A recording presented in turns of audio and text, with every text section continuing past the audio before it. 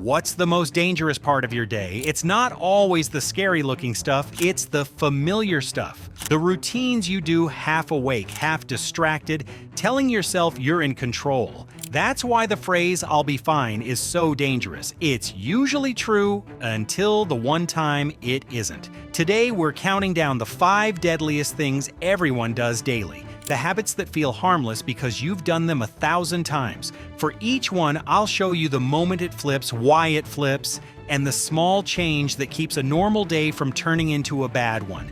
Let's start with number 5. Number 5, the just 1 second drive. You don't start the day thinking you're about to crash. You start the day thinking, I've done this drive 1,000 times, same road, same turns, same lights. Your hands know the wheel so well, your brain starts treating driving like background noise, like something that happens while you think about everything else. And that's the habit. You pull out and your mind drifts. Not in a dramatic way, in a normal way. It goes to work, to bills, to that conversation you replayed in the shower, to the thing you forgot, to the message you still haven't answered. Your eyes are facing forward, but you're not really seeing the road. You're watching it the way you watch a show you've already seen.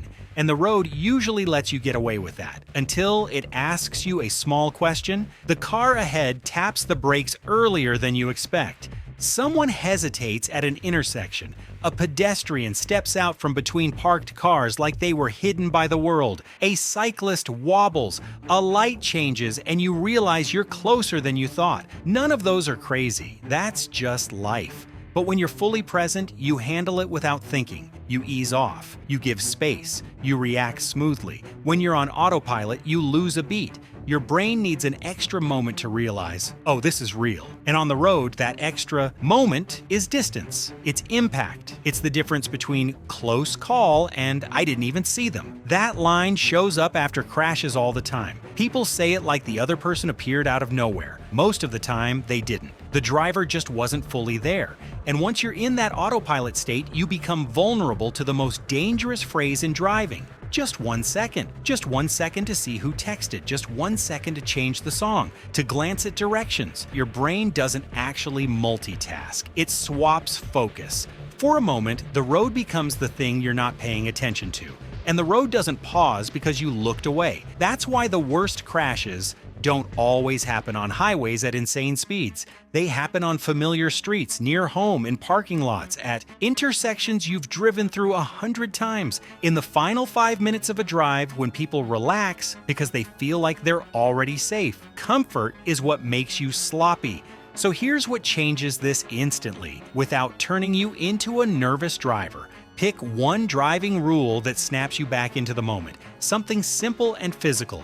Both hands on the wheel when the car is moving. Phone out of reach, not sitting in your lap. Music set before you pull out. A bigger following distance than feels necessary, and if you catch your mind wandering, say out loud what you see. Red light, pedestrian, brake lights, crosswalk. It sounds silly, but it works because it forces your brain to stop daydreaming and start processing. Because number 5 isn't about bad drivers doing reckless things. It's about good drivers doing normal things, on autopilot, until the road demands a response they weren't ready to give. And number 4 gets worse because it's not something you do behind a steering wheel. It's something you do all day, everywhere, and it quietly makes every other mistake more likely. Number 4, the one-trip mission with your hands full and your brain half elsewhere. You know this one. You've got groceries in both hands, a phone buzzing, keys between your fingers, maybe a coffee balanced like you're in a circus, and you tell yourself the same lie everyone tells themselves. I've got it, because nobody wants to make 2 trips. Nobody wants to set things down. Nobody wants to admit they're overloaded. So you do the daily little hero move, carry everything at once, walk fast, and think about the next thing instead of the floor under your feet. Most of the time, you win. And that most of the time is exactly why this habit is dangerous. Because the day it goes wrong, it doesn't go wrong in a cute way. It goes wrong in the stupidest, fastest way possible. One tiny misstep. And you don't have the ability to save yourself. That's the part people miss. Falling isn't what kills people. Falling happens. People trip. People slip. Gravity doesn't care. What matters is what happens in the half half second after you start to go down. If your hands are free, your body does a bunch of protective stuff automatically. Arms shoot out, knees bend, you grab a railing, you twist your body to spread the impact. It's messy, but it's a system. When your hands are full, that system is gone. You can't throw your arms out properly, you can't grab anything, you can't catch yourself, and sometimes you're holding the worst possible props for a fall hot coffee, glass, a sharp object, a heavy box that pulls you forward like an anchor. So instead of bracing, you slam. And when you slam, the bathroom isn't the only place with hard surfaces. Sidewalks, tiles, stairs, parking lots, curbs, most of the world is basically built out of materials that do not forgive skulls. The fall is short, which makes people underestimate it, but short falls are brutal because you don't get time to react. You just hit. This is how a normal day turns into a serious head injury. This is how people break wrists trying to protect their face at the last second. This is how hips crack on a stair edge. This is how a simple trip becomes an ambulance call. And the worst version of this habit lives on stairs. Stairs are already unforgiving even when you're focused. Now add a laundry basket that blocks your view. Add a bag that swings. Add a phone in your hand. Add rushing. You're basically trusting your feet to remember where the steps are, and the steps don't care what you meant to do. Another version happens in parking lots. People walk while looking down at a screen, hands full, attention split, and they drift into lanes without realizing it. A car backing out doesn't need you to be reckless, it just needs you to not notice. So here's the shift that actually changes your odds without turning your life into a safety lecture. Stop stacking distraction on each. Top of movement. If you're walking, walk. If you need to check your phone, stop for 5 seconds and do it. If you're on stairs, keep one hand free and use the railing like you actually respect gravity. If you're carrying something bulky, make 2 trips. The second trip is annoying, the fall is worse. And number 3 is worse because it's a daily habit people do, thinking they're being productive, while their body is quietly paying for it. Number 3, sitting for hours, like your body isn't keeping score. This one feels productive. It looks productive. You sit down to work, or study, or grind through emails, or edit, or game. For a bit, you tell yourself you're locked in, you're being disciplined, you're getting things done. Then you look up and the day is gone, your coffee is cold, your shoulders are up around your ears, your lower back feels like a block of wood, your legs feel weird when you stand stiff, heavy, almost numb for a second, and you brush it off because sitting doesn't feel dangerous. It feels like the safest thing you can do. You're not climbing anything. You're not driving. You're not taking risks. But here's the problem. Your body doesn't experience hours of sitting as neutral. It experiences it as stillness. And stillness has consequences that don't show up like a warning light on a dashboard. When you sit for a long time, blood flow in the legs slows down. Muscles aren't contracting the way they do when you're moving, so circulation gets lazy. For most people, the immediate effect is just stiffness. But in some people, and in the wrong conditions, that slow flow can help set up a blood clot in the deep veins of the leg. That sounds dramatic until you realize how it actually happens in real life. It's not someone in a hospital bed. It's not someone doing something extreme. It's someone on a normal Tuesday. They sit through work, sit through the commute, sit through dinner, sit through 1 more hour scrolling or gaming because their brain is fried. Their legs barely move all day. They get up late, move around late, and they tell themselves they'll be healthier tomorrow. If a clot forms in the leg, you might not even notice at first. Maybe one calf feels tight. Maybe there's a dull ache. Maybe the leg looks a little swollen, a little warmer than usual. People ignore it because it feels like soreness or dehydration or I slept weird. Then the dangerous part happens. The clot breaks loose. It travels up to the lungs, and suddenly it's not a leg problem anymore. It's a breathing problem. That's a pulmonary embolism, and it can hit like a punch to the chest. Shortness of breath that feels wrong, pain when you inhale, a racing heart, dizziness, a sense that something is seriously off. Sometimes people think it's anxiety, or a pulled muscle, or just being out of shape. And that hesitation is where things get deadly, because when your lungs can't get blood through them properly, your body runs out of oxygen fast. Now, to be clear, not everyone who sits all day is going to get a clot, but this habit makes the list because it's one of those daily behaviors that quietly quietly stacks risk in the background, and most people don't realize it's happening until it has a name. And clots aren't the only way sitting hurts you. Hours of sitting also mess with blood sugar regulation, metabolism, posture, neck and back strain, circulation, and sleep quality. It makes your body feel older than it is. It makes you tired in a way sleep doesn't fix, because the tiredness isn't just sleepy, it's your system slowing down from lack of movement. Then you do the most predictable thing, you compensate with caffeine and willpower. You feel foggy, so you drink something. You feel stiff, so you ignore it. You feel stressed, so you hunch harder and keep going. And it becomes a loop that feels like productivity, but behaves like damage. The scary part is how sneaky it is. You don't feel your cardiovascular system getting stressed day by day. You just feel normal until one day you don't. So what do you do without turning your life into a treadmill commercial? You don't need a full workout. You need interruption, break the stillness on purpose, stand up every hour, walk for 2 minutes, stretch your calves, roll your shoulders, do a lap, take calls standing, put water somewhere you have to get up to reach. If you're working, set a timer like it's a meeting you can't skip, because your body doesn't need perfection, it needs motion. And if you ever get unexplained calf swelling, warmth, or tightness that doesn't make sense, especially if it's one-sided, don't be tough about it. Pay attention. And if breathing suddenly feels wrong, that's not something you sleep off. Number 2 is worse because it's a daily habit people defend like it's normal, even when their body is begging them to stop. Number 2, treating sleep like it's optional.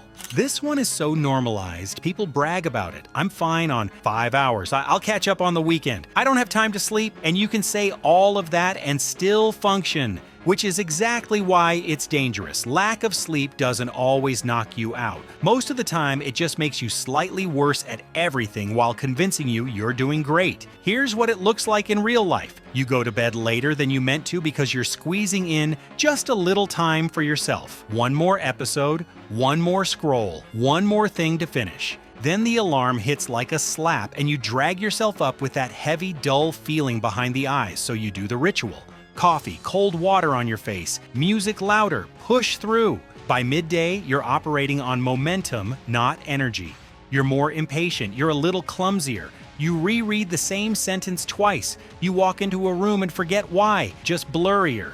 Then you get in a car, or you use a stove, climb a ladder, carry a kid downstairs, or you cross a street while your brain is half a second behind your body. This is where sleep deprivation stops being a wellness thing and becomes a safety thing. Because the deadliest part of being tired isn't that you feel tired, it's that your reaction time slows. And your judgment gets overconfident at the same time. You take gaps you wouldn't normally take. You miss details you'd normally catch. You make small mistakes that only become big when the timing is wrong. And tired brains do something truly terrifying. They steal time from you. You can have what's called a micro-sleep, where your brain shuts off for a couple seconds without asking your permission. You don't feel yourself fall asleep. You just lose a tiny chunk of reality and then come back. 2 seconds doesn't sound like anything until you realize what 2 seconds means in motion. 2 seconds driving, 2 seconds walking downstairs, 2 seconds holding something hot, 2 seconds around a road, a machine, a bathtub, a baby. People don't like admitting this, but most of us have had that moment while driving where we blink and realize, wait, I don't remember the last stretch of road. That isn't a quirky brain moment. That's your body telling you it is not as awake as you think it is. Now, the long-term part is quieter, but it's real. When you consistently sleep too little, your body stays in a stressed-out state. Hormones shift. Blood pressure creeps up. Blood sugar regulation gets messier. Appetite signals get weird, which is why tired people crave junk and eat more without meaning to. Your immune system gets worse at doing its job, so you get sick more often and recover slower. Sleep deprivation doesn't usually kill people in a dramatic single-night way. It wears people down and then makes them more likely to have the kind of accident or health event they swear came out of nowhere. And that's why it belongs at number 2. Not because sleep is magical, but because sleep is maintenance. When you skip it, you're driving a car with warning lights on and telling yourself you'll deal with it later. So what do you do if you're thinking, cool, must be nice? I have responsibilities? You don't need a perfect sleep schedule to reduce the danger. You need to stop treating exhaustion like a personality trait. If you're consistently underslept, protect the highest risk moments of your day. Don't drive when you're fighting to keep your eyes open. Don't do one more thing on stairs with your hands full. Don't pretend caffeine replaces rest. It doesn't. It just makes you tired faster with a faster heartbeat. And if you're nodding off, that's not weakness. That's biology calling the bill due. It's the habit you do while feeling completely normal and until you realize normal was the reason you didn't see the danger coming. Number 1, ignoring small symptoms and waiting it out. This is the daily habit that quietly gets people hurt the most because it doesn't feel like a habit. It feels like being tough, being busy, being normal. You feel something off and you immediately start negotiating with yourself. It's probably nothing. I'm just dehydrated. I slept weird. I'll deal with it later. Let me just finish this one thing. And to be fair, most of the time, you're right, most headaches are just headaches. Most chest twinges are just muscle tension.